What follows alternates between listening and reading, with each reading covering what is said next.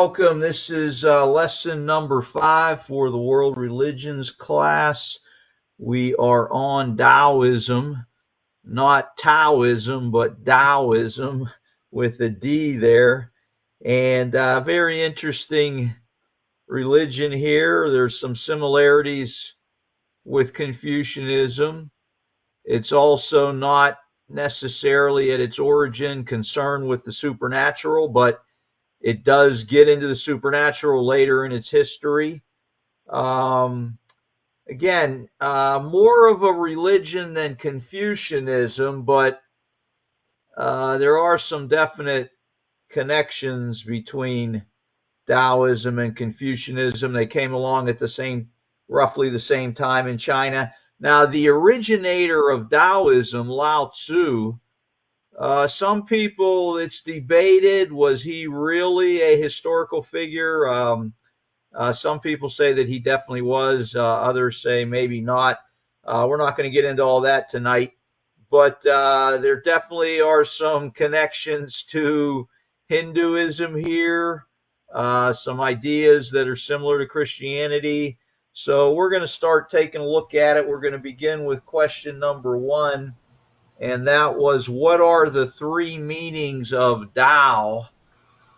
So let's see who wants to start us off today. Just put your hand up or just jump right into the speaking here, since we're kind of informal with our numbers tonight. Anybody want to handle that one? Okay, Carl, and then we'll go to Sharon.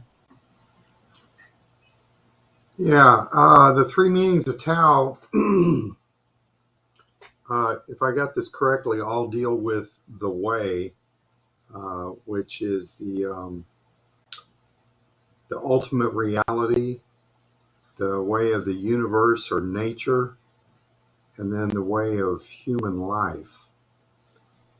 Very good. You definitely hit the 3 ways there in Taoism. Now, Sharon, do you want to expand on that a bit? I don't have a lot to expand other than just a little more definition of the 3 ways. The ultimate reality, they claim, is too vast for human rationality to fathom. So it's kind of like it says, the ultimate. And then on the way of the universe, which I think Carl mentioned, but it's the driving power in all nature. And then the way of human life, and that basically is, from what I understand, when it meshes or combines with the way of the universe. So it's kind of when those 2 kind of mesh together. So that's all I had on that. Yeah, that's good. That's good. So do you guys see anything in these 3 ways that might relate to anything we've learned in the other Eastern religions? Anything familiar here in this description of the 3 ways in relation to maybe Hinduism?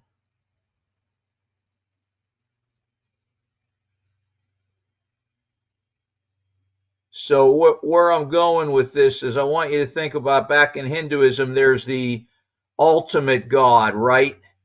And that's kind of at this level beyond, and you want to become the one with that God. But then there's a second level kind of in Hinduism where you've got all these other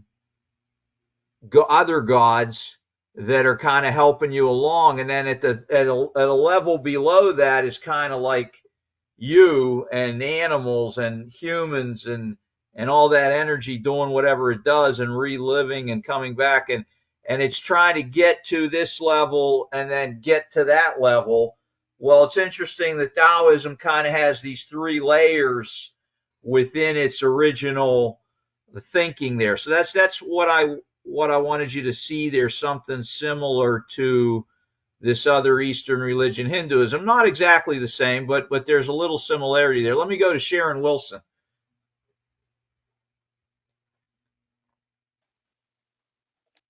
I had just forgotten to take my hand down. I really don't have Okay. anything I'm to sorry. add to that. Sorry. That's okay. No worries. No worries.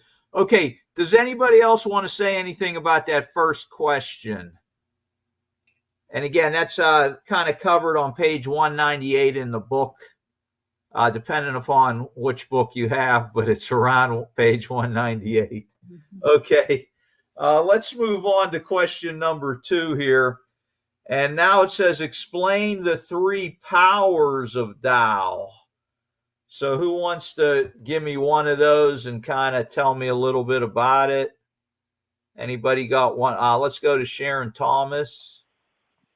Hi. The first one that I got was the philosophical Taoism, and it's more a self-help program.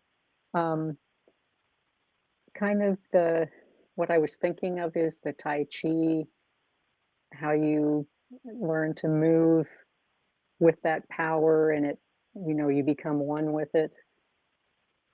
Yeah, that's good. That's good, Sharon. I can go with that. And I'll just add to the philosophical Taoism.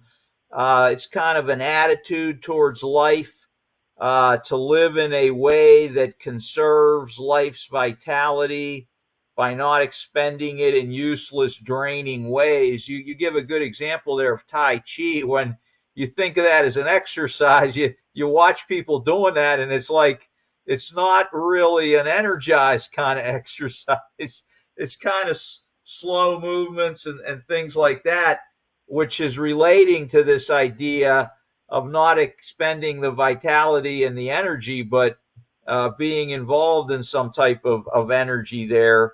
It's also known as effective power.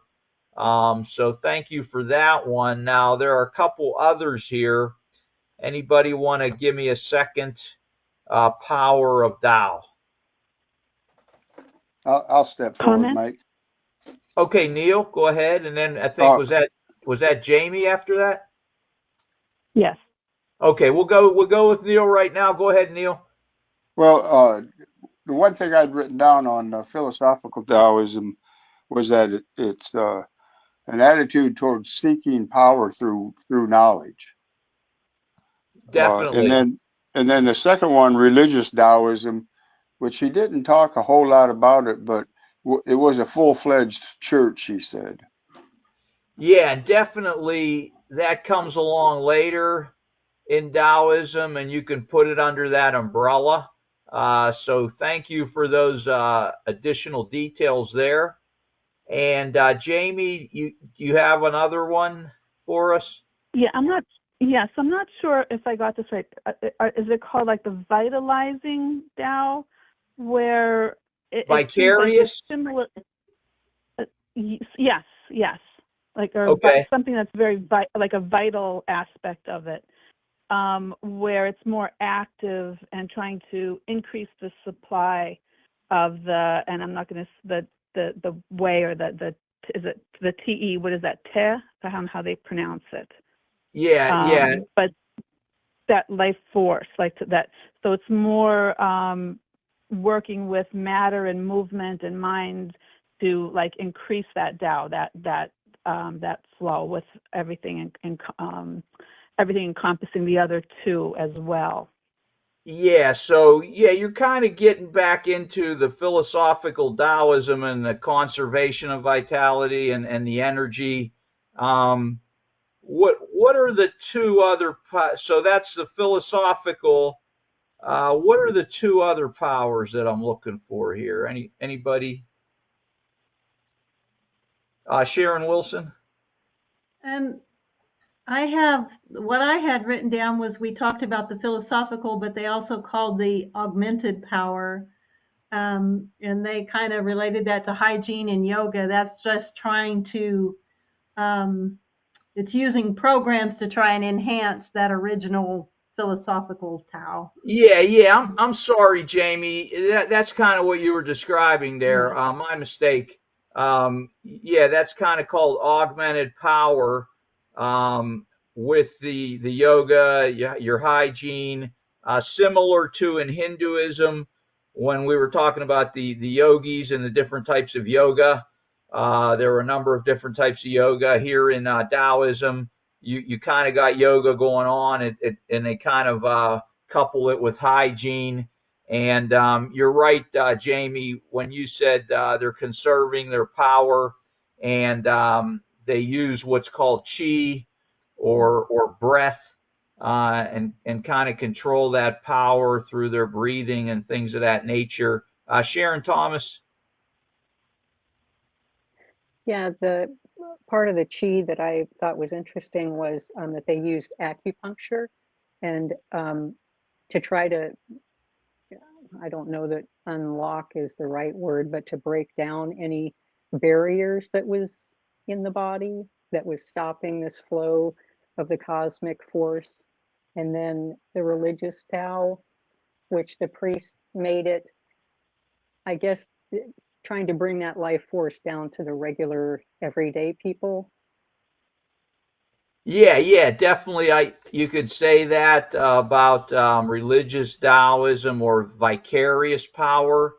Involves things like uh, shamanism and soothsaying and magic and psychics and all that sort of supernatural kind of stuff, is the vicarious power religious Taoism. Carl, you have your hand up.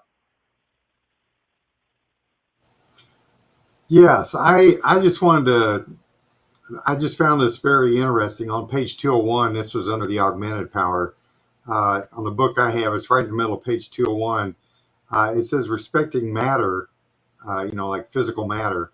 They tried eating things, virtually everything.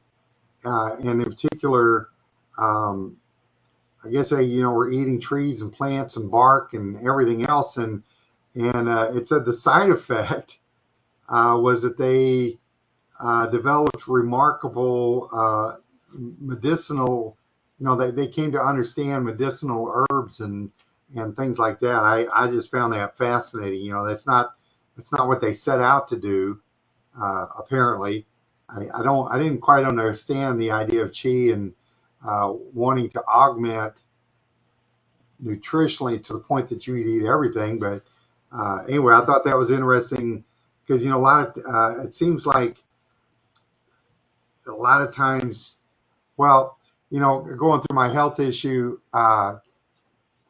you hear a lot of references to Western medicine, which is you go to college and get a college degree and then you go out into the workforce versus Eastern medicine, which is completely different and tends to be, and I guess maybe that's why I kind of focused on it. It tends, I don't know if this is where it came from, Eastern medicine. I don't know if Eastern medicine came from Taoism or if that was just another one of many, many sources for the quote unquote Eastern medicine. Yeah, yeah, like Sharon mentioned with acupuncture Yeah, and pressure points, and you've probably heard of Chinese herbs and medicines and things like that. Uh, exactly. Again, a lot of that they say, "Oh, this is ancient Chinese secret," and all that kind of stuff you hear Mhm. sometimes. It does go back to this time frame Yeah. when they were testing things out, because you wonder, well, how do they know that this root might do that, and that they tell you to eat this for this particular thing and eat that for this particular thing?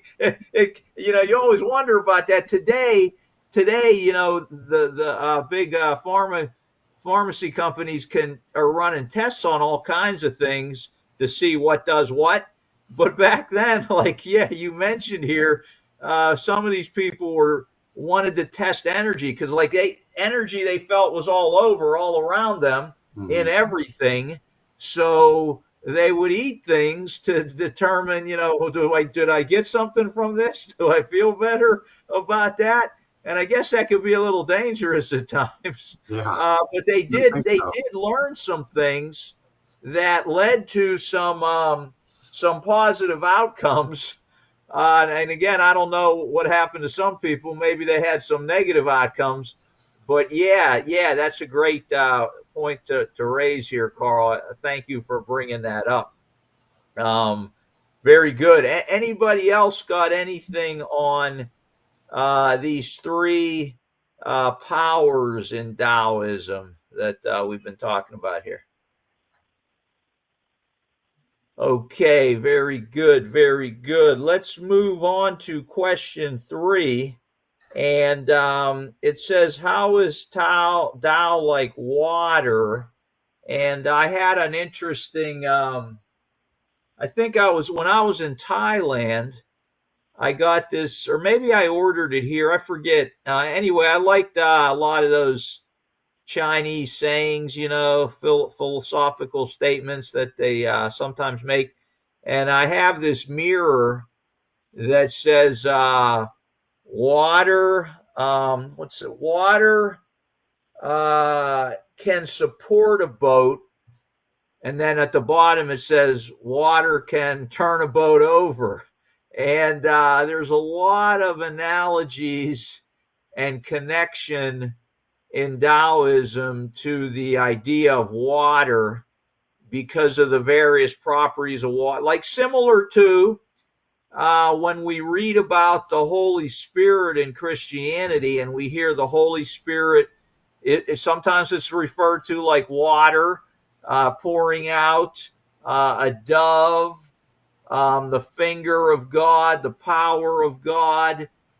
So again, water has all these different things it can do in our lives. It gives us life in a sense. We need water. We're made of water to a large degree. And then water can change its forms. It can become ice and vapor, and you can drink. So, what did you guys get that Tao is like water? Anybody want to expound on that? Sharon Wilson. I thought it was interesting when they talked about water, how it can change, how it can be soft and flow, but yet it can also wear away the rocks. I mean, it can be used for that purpose too. So I found that interesting, just the different uses that water can have. It can be very violent and turbulent, but it can also be very smooth too. So I like the variety in that. Definitely, definitely good stuff there, Carl.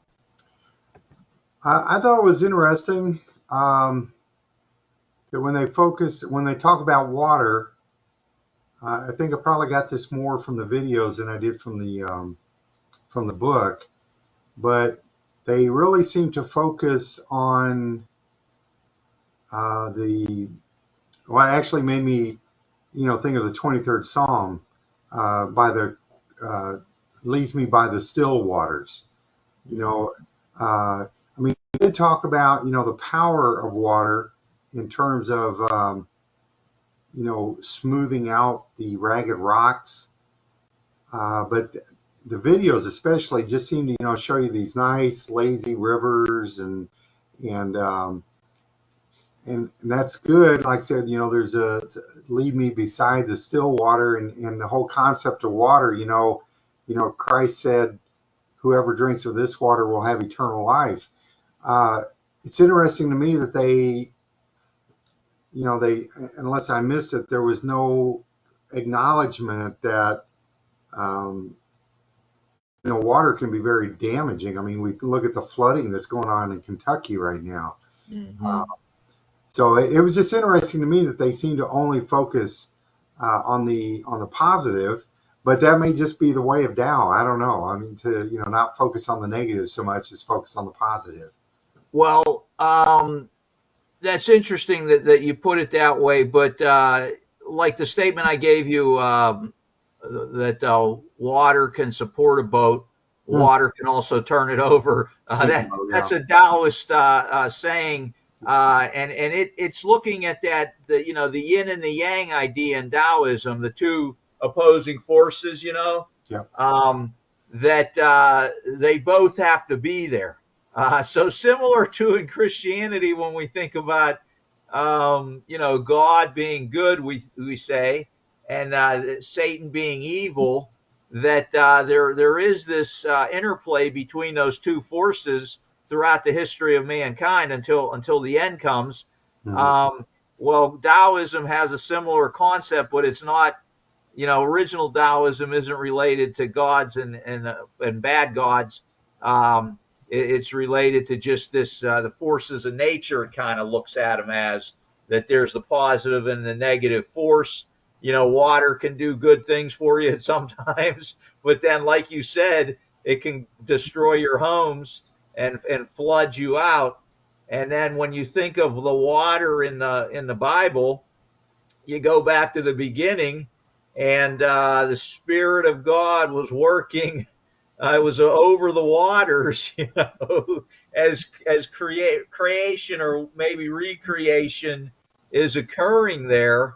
It's over these waters, and again, water is life for humanity. Without it, we're dead. Right. So there definitely, I can see how this major religion could really get focused on the concept of water. uh, we had, I think, another hand up there. Let's see. Sharon Well, Thomas. We will get to Neil. Neil, right after that. Let's go to Sharon Thomas. Yeah, I thought that the water was very interesting. What I got from it, um, what I wrote down was moments of stillness are vital for clarity. Like a churning pool of water, stillness allows the mud to settle. And it reminded me of, well, my 4-year-old grandson. If I give him time, to settle down, those emotions kind of settle out, and it's clear and we can work through things. So that was an interesting analogy, I thought. Yeah, definitely. They were very observant of people and interactions and emotions and all of that, as they began to write these things down and come up with these ideas. Neil, go ahead, Neil. yeah, I had down that it the Tao was fluid like water is. Uh, it it it is the softness of water that overcomes the hardness, and it nourishes the earth, which all of those kind of apply to Taoism. What struck in my mind was when I was in college, I took some classes in the Iron Range of Minnesota, In and the Iron Range, you said? yeah, northern Minnesota, where there's that's where the Edmund Fitzgerald was filled Oh, okay, okay, with gotcha, iron gotcha. ore. Yeah, I've Okay, heard that song. Yeah, and the rivers up there, they're really unique compared to your average river. The banks, there are no banks really. It's just a steep crevice that the water has carved through, and you can walk. You can actually climb down it's iron ore is what it is that you're climbing on. And when you get down to the water, you would find holes that the water had, as it rolled by, had carved into the iron ore, and inside every one of those holes you could reach in, and there'd be small pebbles in there. Some of them maybe an inch in diameter, but every one of them was almost perfectly round. And as the water wow. would flow by, it would just roll them over and over. Real similar to I don't even know what they call them, but a tumbler, I guess, rock tumbler. You Yeah, could buy those back in the day and shine rocks up in them. But this was just nature doing the work as the water flowed by. And interesting. my wife and I have done Tai Chi. 5 to 8 years ago, I did it with her quite a bit. She still does it today, every week. There's her, several actually ladies from the church are in a class that is online with oh, I forget what they call it, but the retirement centers here in Texarkana. And, I watch it because she's doing it while I'm sitting there. And it's real fluid in the motions. It, And that reminded me of the water. So, yeah, no, you know what? You're right. I didn't think of that with Tai Chi. That makes a lot of sense now when we know the importance of water within this religion and that exercise. Yeah, when you see people doing that, you can think of kind of like the arm movements and the moving to the you get a sense of, water flowing or waves coming up Hmm. and down in a sense. That's very interesting. I never thought of that connection there. Thanks for bringing that up, man. Okay, very good. Anybody got anything else on that one? Good stuff. Good stuff you guys are pulling out here. Let's go to Sharon Thomas on that. Yeah, I have a question for Neil. Do you know if it helps your wife's balance? Um, I think so. She's got a lot better balance than I do. I should probably be doing it, but the instructor uh, puts the program she has put together is called Tai Chi for arthritis and Tai Chi for diabetics, Hmm. and I forget there's a third one, and she does a section for each ailment basically. So it's kind of geared for uh, certain problems, I guess. I do know that just from my experience that uh, it it does help you with balance over time I'd if it's a heard that. problem. Yeah, Yeah, thank you. and it's so I've always worried about it because I know that it is associated with so-called religions. Although I don't see Taoism as a religion so much, or even Confucianism, which I was kind of disappointed I missed last week. But uh, I know that uh, there was a group of them that were wanting to do yoga. It never became successful in our congregation, and I was kind of relieved because I've heard a lot of bad things about uh, yoga promoting, especially the instructors that teach it, promoting religion. And, that was a concern I had when they discussed doing it. So I'd stay away from that, but I definitely recommend Tai Chi, especially with the right instructor. I haven't seen any that are trying to promote religion of any kind. So, Yeah, good points there, Neil, about some differences maybe between yoga and Tai Chi. Again, depends on who's teaching the class and how they're approaching it. Uh, but you could probably talk to someone and or find someone who could give you yoga moves without any particular religious discussion or anything, just for the good that comes from different types of movement. But yeah, there's plenty of videos online if you're interested in it. yeah, for sure, for sure. And yeah, I would agree with you about the Tai Chi. Or again, as we said before, when you go back to the original concepts in Taoism, um, you don't have that supernatural stuff. It definitely comes later, uh, and it got into Confucianism also, as they kind of move as you move through history there. But I'll leave that to the side right now. Let's move on to the other questions here. And let's go to question 4 here. Explain Taoism's relativity of values.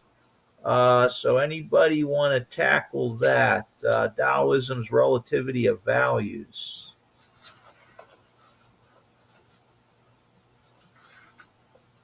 Okay, Jamie, you got anything on that? Well, when I was reading, I guess it was on page 207, it talked about creative quietude, which sort of I could kind of relate to when I paint, and you kind of get into the zone. But it's like through effectiveness and creative quietude, that seemed like that's the object of their philosophy, to take those two and to try and get things that you're just doing things uh, the easiest way, the least resistance with the most flow, I guess. Um, and it sounded like it was like more of an attunement with nature, not to dominate it, but just to kind of be one and work with things. Okay, very good. Let's see, is that Sharon Wilson? Go ahead. Um, I found it interesting that it said that no perspective can be considered absolute. And so it basically it was saying that all concepts are relative to the mind that entertains them. Um, in other words, what may seem absolute to me may not be absolute to you. So I think that's kind of where the relativity comes in. It just depends on whose perception is presenting it, I guess. Yeah, good, Sharon. Can you think of anything? Can anybody think of anything going on today that might relate to this concept? Any phrases out there in the world today that are might be similar to this, Sharon Thomas? You do you.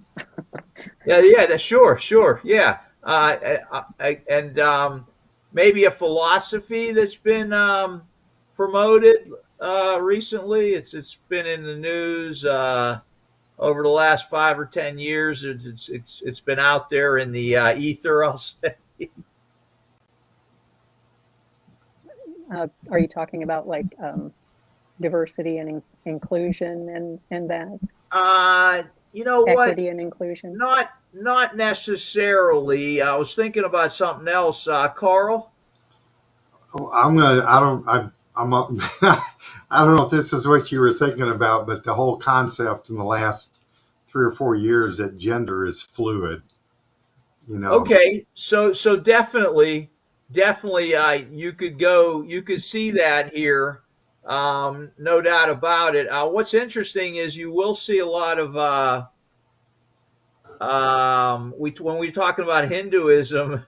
Remember, we talked about the melding of the gods' genders Mm. there.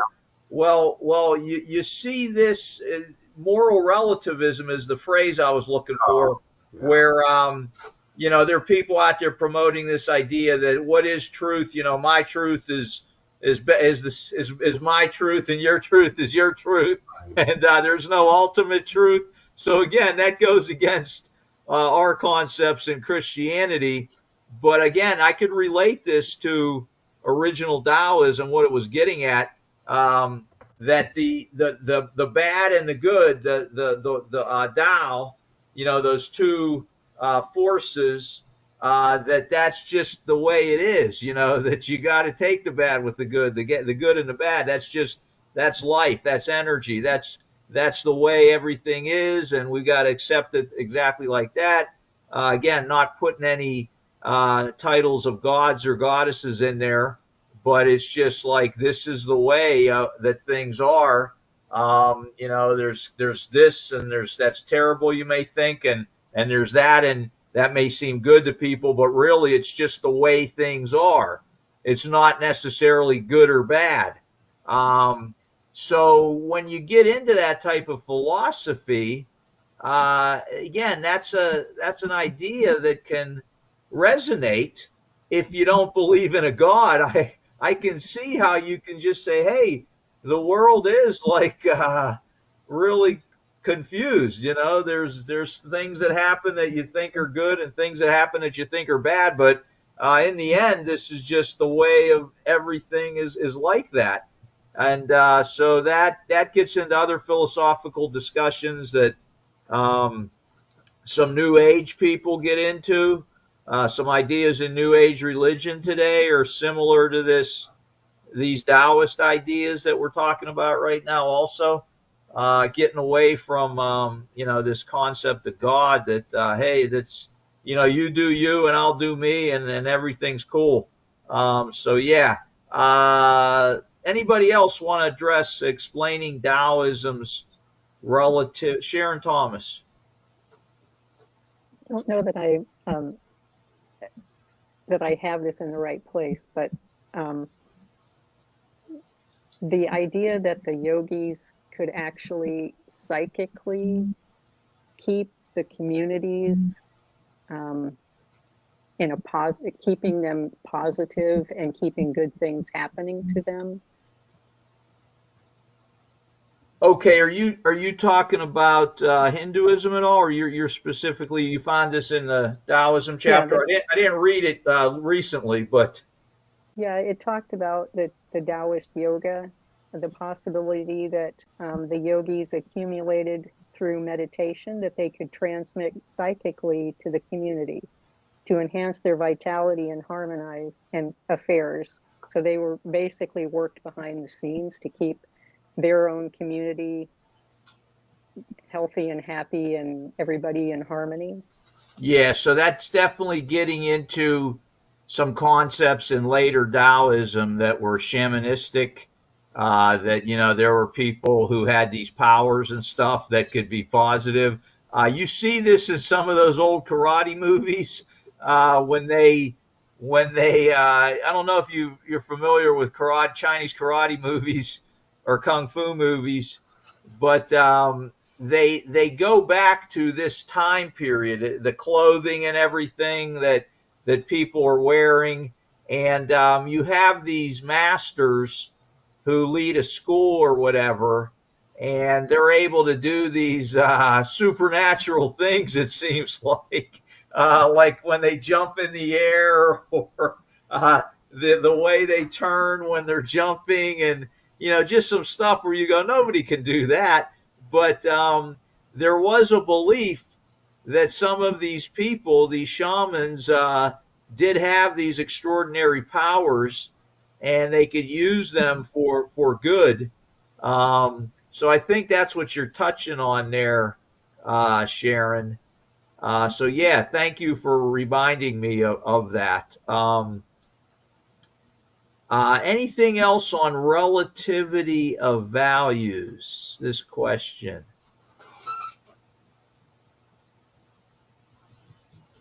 I'm just going to sum it up again, saying that it opposes the Christian view that there is good and there is evil. But even within that Christian view, remember the scripture that says God is the creator of evil, and what it's getting at is not necessarily that God wanted evil in the world, but that God uses the force of evil, Satan, to get to certain ultimate points for God in teaching and growth. Think about the story of Job and Satan coming to God and saying, hey, if you take this hedge away from him, I don't think he's going to be reacting to you the way he does now. We see Jesus being tempted of Satan and going through that, being beaten, scourged. Again, all these different examples in Scripture of these negative occurrences that ultimately lead to some good result. Again, Taoism kind of just says that, hey, it's not necessarily that this is good or that's bad. It's just this is what is. It is what it is. You hear that phrase? That's a good Taoist phrase. It is what it is. I don't think that whoever came up with that was a Taoist, but who knows? Who knows where they got that phrase from? Um, so I'll leave it at that. Yeah, who's got a comment? Go ahead. Maybe not. Okay, let's move on then. And again, you're noticing probably now as we've gone through a few weeks here that a couple of these questions are the same for each religion. And here's that one of those questions. How is Taoism similar and different from Christianity? Let's see what we can come up with here. Who wants to give me one or two here? Sharon Wilson, go ahead. Um, I think the attitude toward humility, they have a reverence for humility, and I think that is very much from a Christian perspective too. And also, they made the comment that the way to do is to be, and I always think of be still and know that I am the Lord. That's what it made me think of. So Yeah, sometimes we just need to be and wait on God.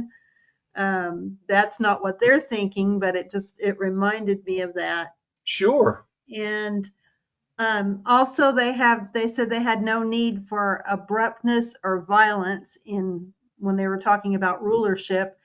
and we're supposed to be peaceable with all men if we can. So those are the things that stood out to me that are like Christianity. Yeah, very good. And again, I'm thinking back to the Kung Fu TV show.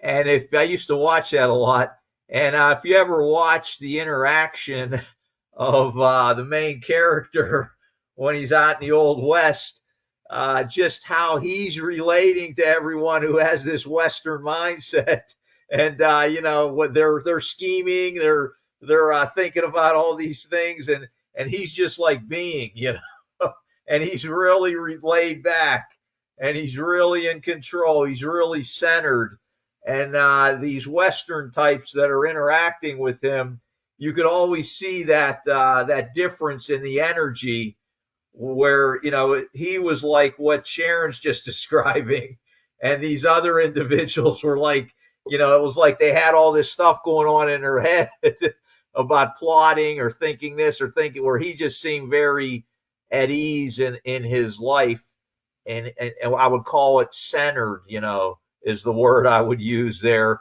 And again, that's something we want to be in Christianity, that when you give up yourself and you're just living from God's spirit and what God wants, you can really get centered like that, no doubt. Sharon, um, let's go with Sharon Thomas. Yeah, the two things that I thought were similar was the Tao is something externally existing, above all, behind all, beneath all. It's the womb from which all life springs. And it just reminded me of a creator. And then the Tao is an all-encompassing force that is beyond our comprehension and cannot be perceived by the senses. And it reminded me of like Isaiah 55:8, my thoughts are not your thoughts, my ways are not Right. your ways. No doubt about it. We got the Bible to reveal God to us, but like we read in the New Testament and other scripture, we see through a glass darkly. We cannot completely comprehend everything and understand it. And again, that's what the Tao is. It's beyond complete comprehension. Carl Wilson, go ahead. Thanks, Mike. Well, we already talked. Excuse me. We already talked a little bit about the water. Um, I thought it was interesting that so much of their philosophy deals with water and the calmness and the kind of the hidden power. Again, the smoothing of the rocks. Um, and again, lots of parallels in Christianity with the again, the 23rd Psalm, lead me by the still waters. We read about in Revelation the river flowing from the throne. So just a lot of the references to water. The other one that I thought about is it sounds like someone who is truly into Taoism, and you mentioned the Kung Fu, would probably be viewed as a pacifist.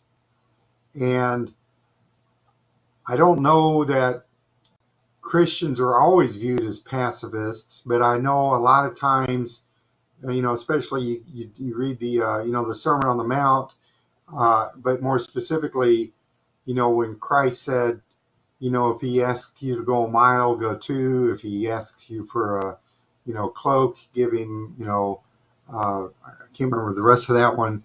But, the idea of turning the other cheek, I think is very, very much an attribute of Christianity. So I thought it was interesting that, for them, for Taoism, very, very similar attributes in that sense.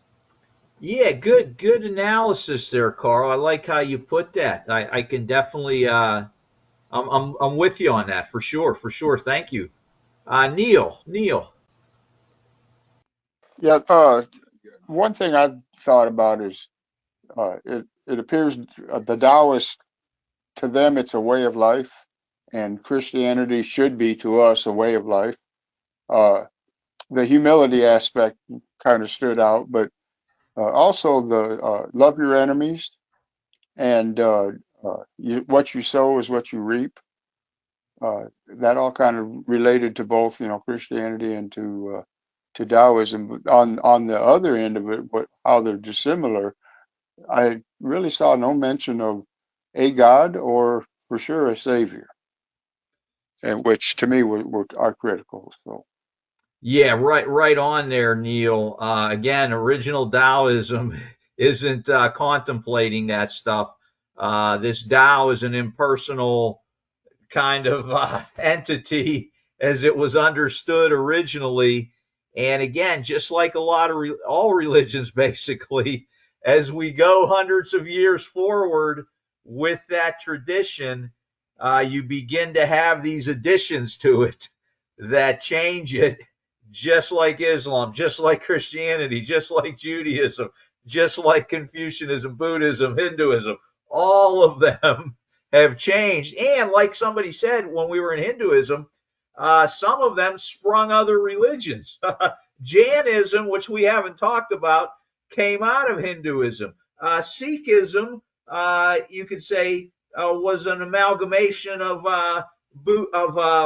Hinduism and Islam in India.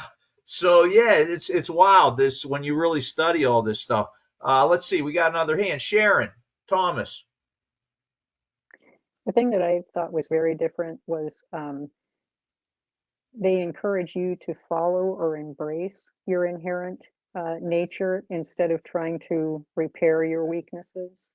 Just kind of be who you are supposed to be, and don't try to improve it. Just go with the flow. Yeah, right. Again, that moral relativistic idea. Uh, Again, it's just this is what it is. This is how the world is. So again, if you don't have a savior or a God, there's different ways of being, and that's just the way it's always been in a sense. The positive and the negative. And some folks are negative, and that's just who they are. Just be with it. Go around it, or just be like water in relation to it. Maybe you have to knock it over sometimes. Sometimes you can go around it. So Sharon Wilson, go ahead.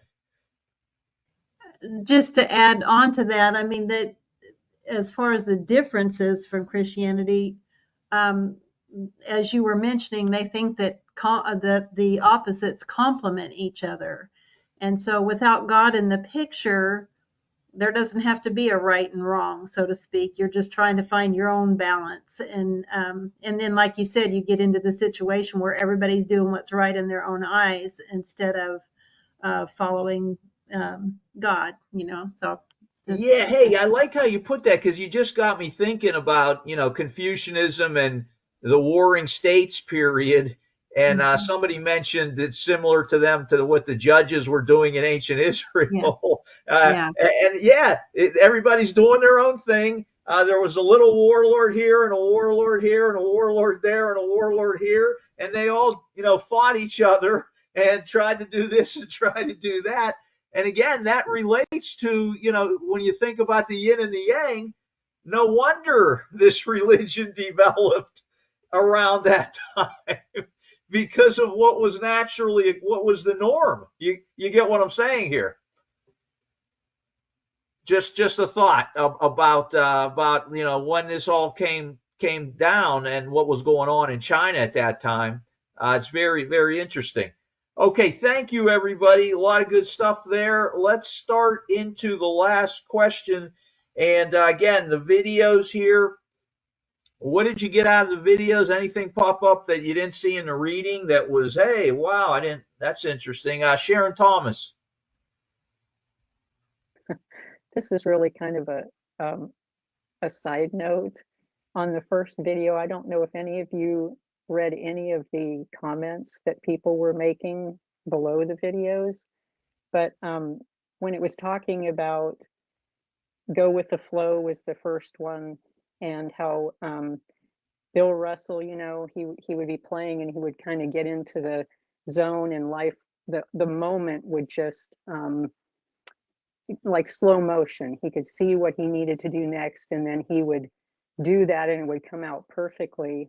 and somebody had made a comment, and I'm assuming that it was a sarcastic one because they were talking about, they understood that perfectly because their hand would go into the potato chip bag and they would pull out a potato chip and eat it, and it just went right into their. So I just thought that was funny. Hey, you know what? I can totally get flow when you're eating. So, if I have a steak sub that I haven't had in a couple weeks or something, my brother once did a video of me eating, and I was like totally shocked by the focus and intensity I was putting into my eating, because it was a joyous occasion for me. But that could be considered flow when you're just taken over by your action and you're not thinking about it. You're just doing it. And again, it relates to sports as a great analogy. Anybody who's ever played a sport that you might have been a little good at, as you get into the game, whether it's running up and down the basketball court or football or even baseball, where you're standing around a lot when you're out in the field, but you have to maintain a focus, because the ball could come to you at any time. So yeah, there's this idea of flow, and then it happens that if any of you who've worked before and you get involved in your work to a great degree, and then you realize, wow, 6 hours passed, and I'm like, where'd that time go? Well, that's what they call flow. When you're so engrossed, everything's clicking, and it seems natural how you're doing this, and you don't even notice the passing of time. That's this concept of flow. It can be in a lot of different areas of life. Let me go to Sharon Wilson and then Carl. Um, I thought the athletic example or analogy really helped me understand the Wu Wei, or whatever they call that state of Okay. flow. But what impressed me was they talked about forgetting the results and just focusing on the present. And that just really stuck with me, because so many times we're so worried about the end that we don't live what we're going through, and we miss some of that, I think. So I thought that was a good concept. Great point about missing things because of what's going on in your head. Let's think of the athletic side of it, where, my daughter was playing tennis in high school the last couple of years, and initially she was all concerned about winning and losing. And, I was trying to tell her, you're just trying to get better. You just want to hit the ball over the net, trying to get her to get that idea in her head rather than the idea of, oh, I could make a mistake. I could mess up here. I could do. And again, that takes time. The more you practice something, whatever it may be, the easier it is to get into the flow of that. And again, with Christianity, I can see that the more you are practicing going to Sabbath services, holy days, prayer, fasting, reading the Bible, you get into a flow, and you don't need to be thinking about sinning, because it's naturally not occurring because you are so engrossed in what Christianity is all about, doing good works. Yeah, there's a flow in our religion too. Go ahead, Carl. I was just talking about the flow or getting into the zone. I was just going to comment. Um, I've been involved with music from a educational. I mean, our daughter's taking piano lessons, things like that. I want to focus specifically on piano. Uh, Almost every piano teacher I've ever known or worked with, they ultimately want you to memorize the piece. And um, I've heard all kinds of arguments, pro and con, but I know for me personally, when I was in Ambassador College, I took a piano course, and sure enough, we had to learn a piece, we had to memorize it, And I can just tell you from experience, both personally and from observing others, uh, you cannot play a piece with the music in front of you as efficiently, as dynamically, as, you know, being in the zone as when you have that piece memorized. I just watched a couple weeks ago, I watched my niece. It must have been 5 minutes long. She played a piece and it was memorized. And I thought, how much time did it take to do that? And then, but yet, since it was memorized, you start to get away from the physical. You don't have to worry about turning pages. You don't have to worry about the music falling on the floor and all of that stuff. And I wondered about our walk, our belief. Um, we always have the word, we always have the Bible, but there's been discussion over the years. Well, what if we didn't? What if things happened and we didn't have it? How much? Um, how long? And it was a getting to the idea of memorization, which I've never been good at. I mean, I had a few positive experiences with music, but as far as memorizing, I remember, Mom wanted us to memorize the Ten Commandments or memorize the 23rd Psalm or memorize the apostles or the 12 tribes of Israel. And that's just not something I've ever been really, really strong about. And I've always had the idea, well, I've got the book. If I need to know the 12 names of the 12 tribes, I can always look it up. But, the question is, you really, if you get into the memorization, you really can get into the flow. I'm always in, people give sermons and they, I can't deviate too far from my notes because but I'm always, and I know it's God's Spirit working with them. But when a minister can be in the middle of a sermon, just go off on a related tangent, if you will, and just start pulling scriptures. That's in Romans chapter 3, and I think, how did you know that? But it's all a part of internalizing it. And as this relates to Taoism, it's getting into the flow. Yeah, great examples you gave there, Carl, and that does relate to Taoism, but I think it can relate to Christianity also, and your walk with God, that you want to be in the flow with that, and one way I can think of, when I do these TV shows, I write notes down, and then I practice it and practice it and practice it, and then I keep the notes there. But when I've practiced it, enough times, it's just pretty easy Mhm. to do it, and it comes only from the practice, like you're saying. When Right. somebody knows that music inside and out, it becomes so much easier to just be in the flow with it Yeah. than not have practiced it a number of times. Totally can relate to that. And that gets into, again, meditation again. And, there's meditation in Taoism and the Eastern religions. It's all there. And that is part of that practice, getting your mind in tune for, now when you go out into the world, this is ready to take it on. Go ahead, Sharon, and then Neil. The second video on the power of letting go, I thought was especially, it spoke to me especially, the idea Why? of letting, I'm sorry? Why?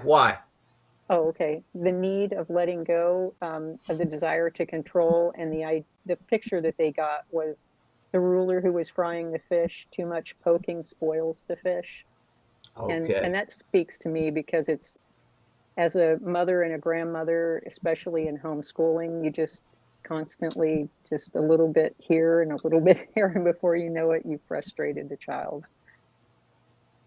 Great point of how when we try to control something, it sometimes leads to more going out of control. And I'm not saying all the time, but just that idea. Having read a little bit about Taoism, they want you to just let go of control sometimes, because by not controlling, you actually gain control sometimes. And I know that seems to not make sense, but it can make sense when you start to look at certain examples of things, thinking about an argument between two people that, this person wants that way and this person wants it that way. And so if you let that, I'll give you an example. I used to do this exercise in a class I taught at work when I was in the government. So I get somebody to come up to the front of the room, and I tell them to push me from behind. And what I'm going to do is I'm going to try to push back when they're pushing me from behind. So you got this thing going on here. This person's pushing, and I'm trying to go this way with my back to them. And then what you do in the exercise is the person who has his back to the other person who's pushing him, you just turn to the side like this. And what happens is, so when you let go of trying to control, you just turn away from it. This person moves forward, and then what happens is their back is to you now. And the point of that exercise is just to show that relinquishing control sometimes gives you control of the situation. And I always like that exercise. Again, I'm not saying it works all the time in every facet of life, but it's a great lesson, a physical lesson, to actually see that happening, where you go, oh yeah, maybe if I just spoke softly to my wife and just did what she said instead of arguing about it, what happens is everything's cool after that. So let me go to Neil and then Sharon. I could make some comments, but I'll hold off. The first video, uh, it, what intrigued me about it was he said that it was stillness of mind combined with action. And first thing that entered my mind was praying without ceasing. And I've actually done sermons on this in the past.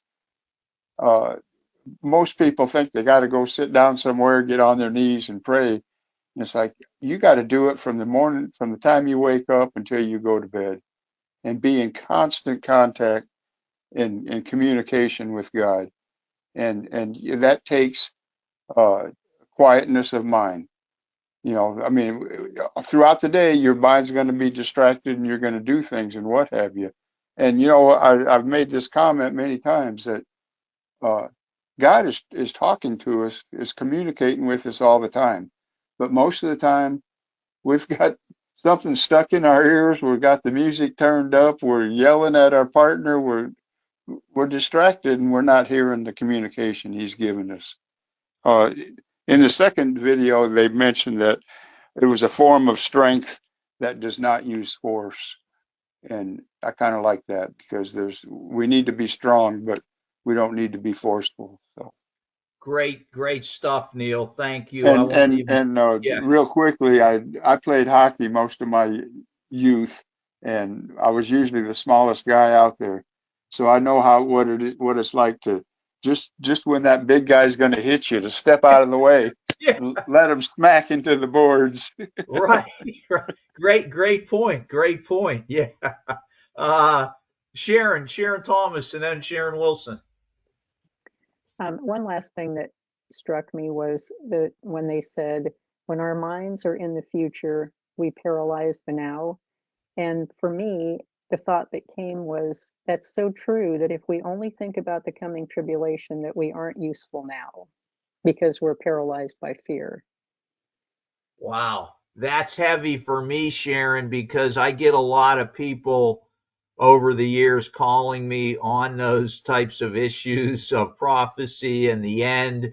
And again, my big point to them is, hey, it's interesting to talk about and look into, but the most important thing you need to be doing is being a Christian in the here and now, in your interactions and relationships with people. That's number one. when the end comes is not as significant if you got that all together. uh, let's go to Sharon Wilson. In the second video, I like the part about letting go of excess. Because I think, that you get down to the question of what do you truly need? And there's a lot of stuff we think about and do, but we don't really need. So really we need to be redeeming the time. So that one spoke to me, is letting go of the excess. Great. That is a great point. And you know what, when that's really started to hit me, Sharon, was as I've gotten older, uh, that becomes more. I'm more aware of that. Uh, you're looking at a lot of books back here, but I actually get into them from time to time and use them for work.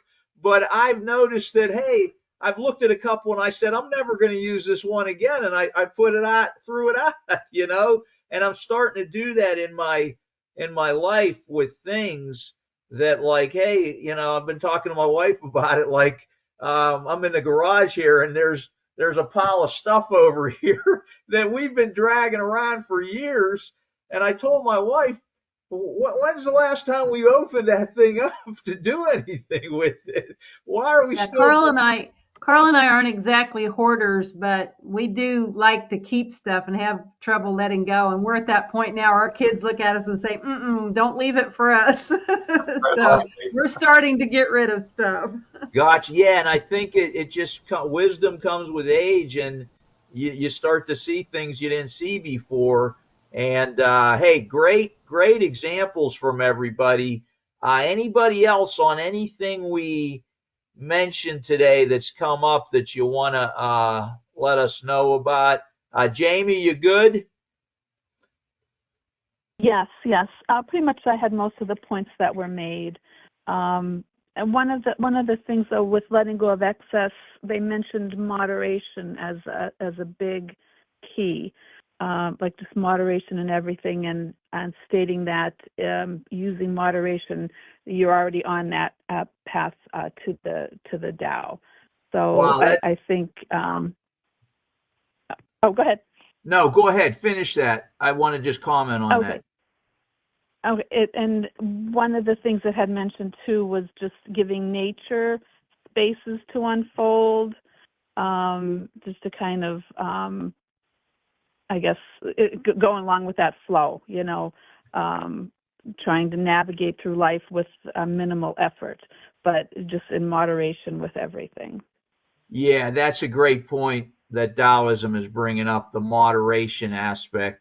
There are other philosophies and religions out there that get into that concept of moderation, but it's so true. When we were talking about the people who get all wrapped up in prophecy, or when's the end coming, and all that focus in that area, you're missing things in other areas. So thanks for bringing that in there. Anybody else? Final comment? Okay, I want to thank you guys. This is a great session, a lot of good stuff. And I'm going to hit the stop recording button. I'll be sending those notes out later tonight because I got to travel to speak for Saturday. So, you'll have the notes for tomorrow with the video, and also the opening of the next lesson, which is Islam. So begin reading that in the book if you haven't, and we'll catch you next Thursday. Thanks, everybody.